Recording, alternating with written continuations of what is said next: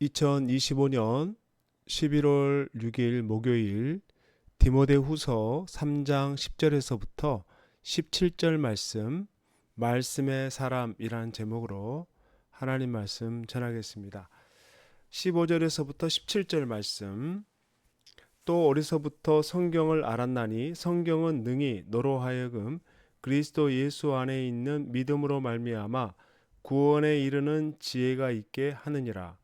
모든 성경은 하나님의 감동으로 된 것으로 교훈과 책망과 바르게 함과 의로 교육하기에 유익하니 이는 하나님의 사람으로 온전하게 하며 모든 선한 일을 행할 능력을 갖추게 하려 함이라. 아멘. 하나님의 말씀. 하나님의 말씀은 오늘 이 시대를 살아가는 성도들에게 어떤 영향력을 끼치고 있는가? 첫 번째로 하나님의 말씀은 어떤 고난도 이기게 하는 능력을 제공합니다.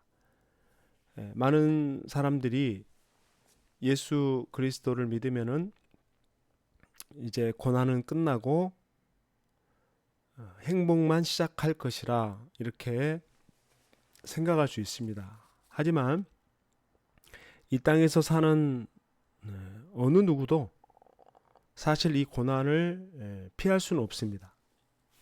다만 예수님을 믿는 사람들에게는 믿음으로 인한 이 고난을 이기게 하는 그 능력이 주어집니다. 그 능력이 어디서부터 나오느냐? 하나님의 말씀에서 나오는 겁니다. 그래서 성도는 고난을 당하지 않는 사람이 아니라 고난을 하나님의 말씀으로 이기는 사람들이다.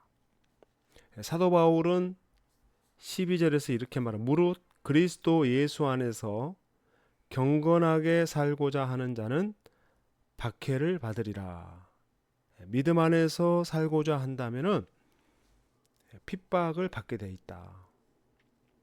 그런데 그 고난을 이길 수 있는 방법도 하나님이 우리에게 주십니다. 그게 뭐냐면 하나님의 말씀입니다.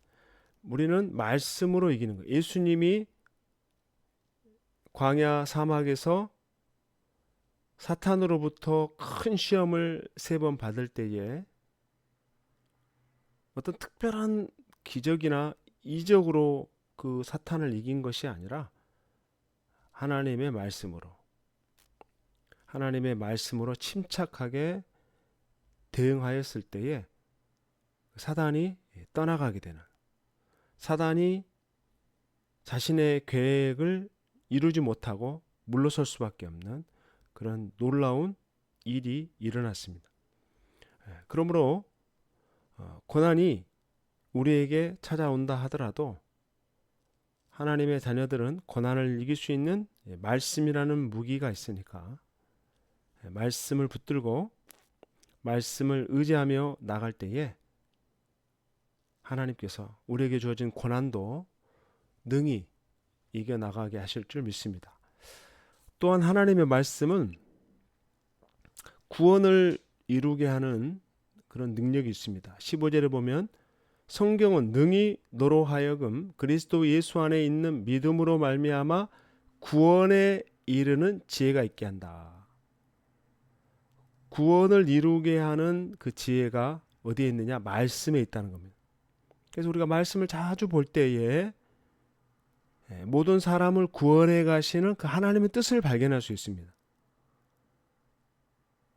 그 뜻의 가장 최절정이 바로 예수 그리스도를 알게 되고 또 그 예수 그리스도를 믿는 사람들에게는 하나님의 약속대로 구원을 얻을 수 있습니다. 그런데 세상은 이 구원의 역사가 이루어지지 못하도록 방해합니다. 악한 영들, 유혹, 고난과 슬픔을 통하여서 예수 믿는 사람들의 믿음을 막 흔듭니다. 거기다가 거짓 교리들, 수많은 이단들의 가르침, 우상 숭배, 무당, 이러한 많은 것들을 또 통해서 신앙을 혼합하게 만들고 예수 그리스도를 믿는 믿음에서 벗어나게 한다. 이것이 우리가 성경 말씀을 분명히 알고 확신 가운데 서 있어야 하는 이유이기도 합니다. 우리로 이 유혹을 이기고 구원에 이르게 하는 길은 바로 하나님의 말씀입니다. 우리는 하나님의 말씀을 묵상하며 예수 그리스도만이 구원의 길이심을 확신해야 됩니다. 하나님 말씀에는 악한 영들을 이기며 구원에 이르게 하는 지혜와 능력이 있는 겁니다. 세 번째로 하나님의 말씀은 우리를 온전케 하는 능력이 있습니다.